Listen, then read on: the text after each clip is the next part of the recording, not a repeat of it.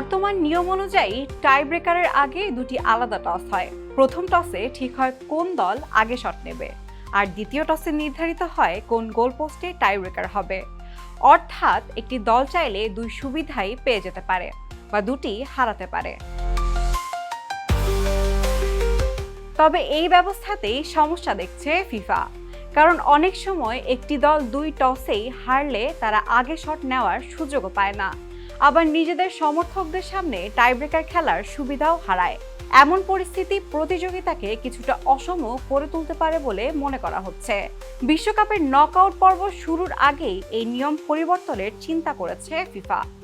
Farm fresh পাস্তুরিত তরল দুধ, বেশি ভালো দুধ।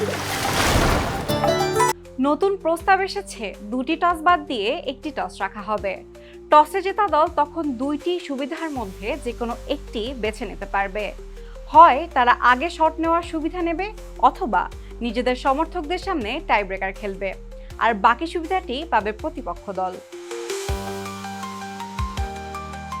গবেষণায় দেখা গেছে আগে শট নেওয়া দল তুলনামূলকভাবে বেশি সফল হয়।